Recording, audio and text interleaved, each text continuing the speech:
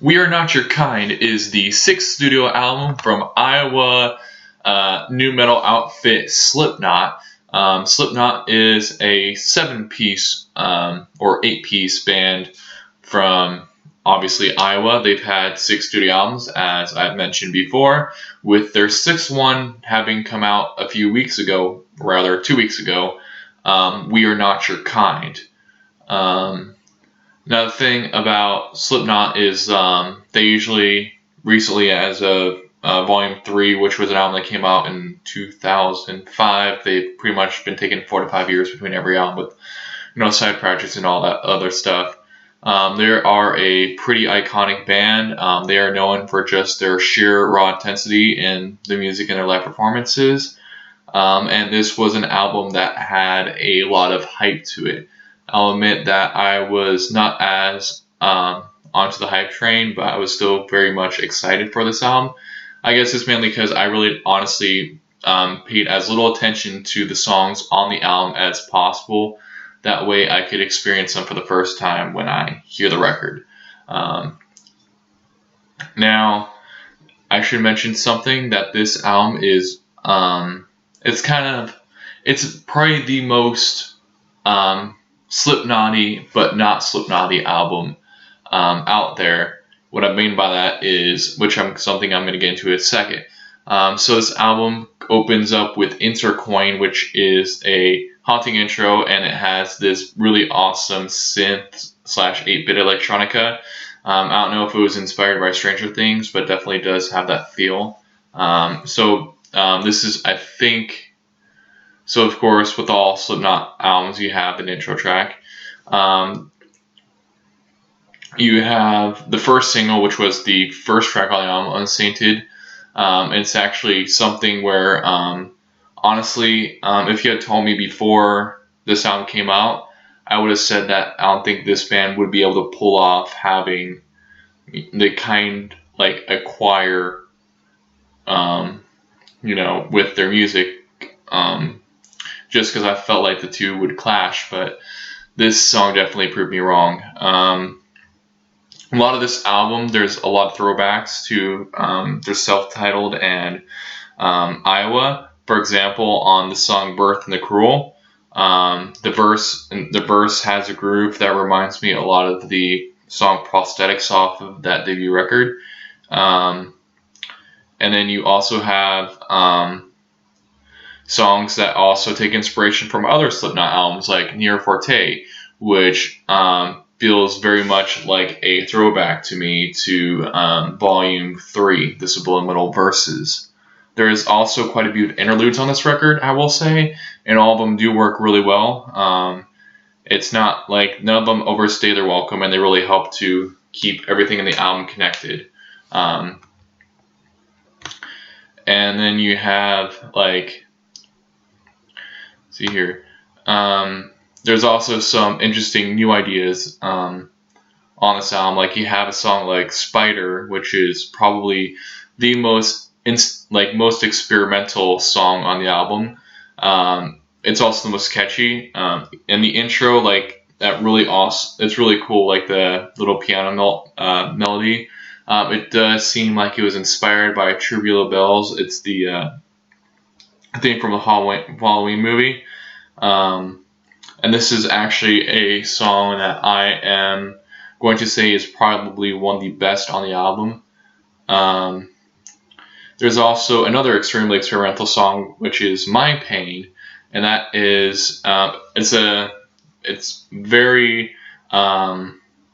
not very Slipknot-like, I'll say. It's more atmospheric, I'll say. So it's probably one of the few moments in the album where you're not getting it's not something you'd expect from Slipknot. But yeah, there is obviously a lot of the things we'd come to expect from Slipknot on this record. The just raw aggression, the just pounding of percussion, because this band has 3 percussionists. Well, I think 2 now and 1 drummer. There's just, it's definitely probably one of their heavier albums, I would say. It was one that I really enjoyed a lot. this album is one that has a lot of hype to it and just a lot of accolades, with people already calling it like a think one group I think it was Metal Injection or whatever called it a magnum opus in modern metal. And I can kind of see why. Just about everything on this album works well. This was an album that I don't think I've seen people been this excited for a Slipknot album since, from what I've seen since the lead up to, say, Iowa. This was an album that had a lot of people excited. I guess you could say I was too. There's also some songs which, like Red Flag, which are just kind of standard Slipknot, but that's not meaning it's bad, it just means it's kind of what standard Slipknot is, which is just kick-ass. Yeah, songs like Liar's Funeral, which start out like, could this be a ballad? And then the song takes a turn with some, with this low sounding groove combined with those low growls before going to a soft outro. Some of the interludes are really cool too. You got like Death Because of Death, and then you got What's Next as well. One thing I will say about a song in particular is Not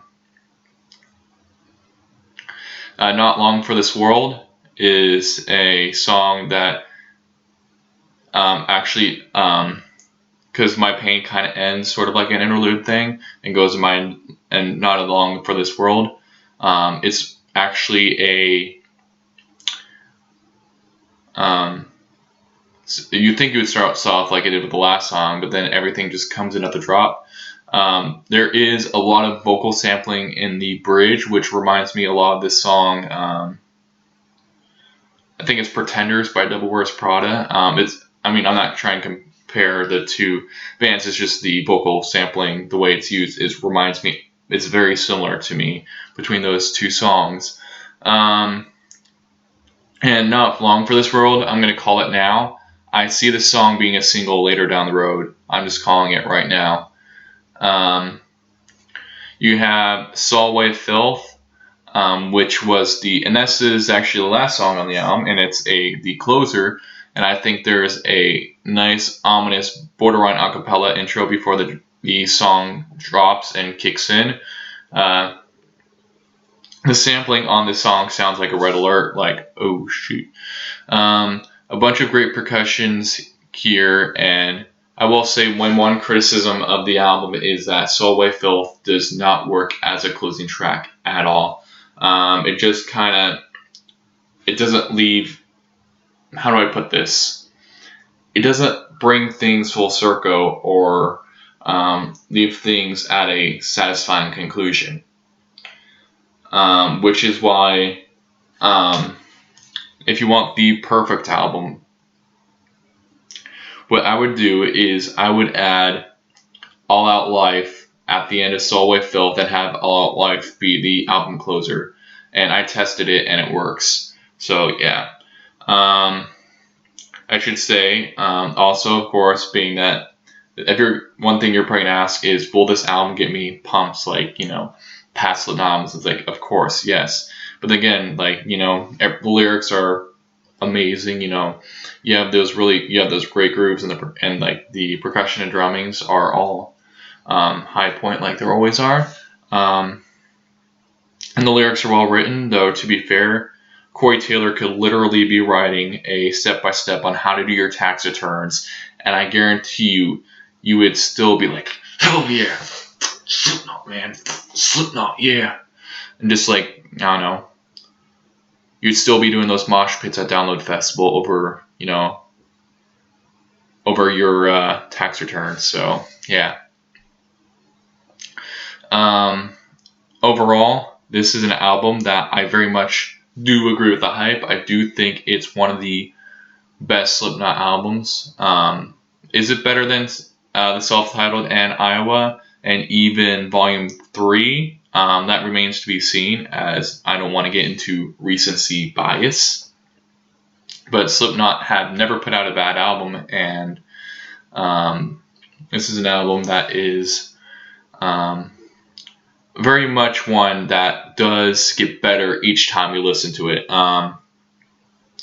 The first time I listened to it, I was just kind of like, it's okay. And then the more I listened to it, the more I loved it. It's definitely a slow builder, and also this is a mammoth of an album that goes over an hour long. So if you want to listen to this in its entirety, especially if you add on All Out Live, which brings this album to 70 minutes, you're going to need to set out some time. But man, when you settle into this album, it's just phenomenal. This is definitely going to be one of the albums of the year for sure, even with my one critique of Soul Away Filth.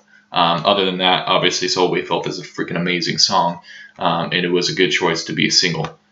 So, with that being said, overall, We Are Not Your Kind by Slipknot gets a 9.5, actually, yeah, a 9.5 out of 10.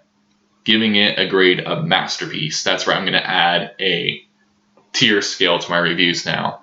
And as for my favorite tracks on the album were Unsainted, Death Because of Death. Yes, I did like an interlude that much. Near Forte, Critical Darling, Spider, and Soul with Filth, Orphan. And even though this was not on the album, I'll still say We Are Not Your Kind. Alright. However, if We Are Not Your Kind had been on the album, this album would have been a 10 out of 10. Alright. So, let me know what you thought of We Are Not Your Kind by Slipknot. Did you love the album? Did you hate the album? Do you agree with the band taking off We Are All Out Life, or do you agree with them keeping it on? Let me know in the comments down below. And as always, suggest a review, and I'll be sure to look into it. Thank you so much for watching, and I hope you have a great day.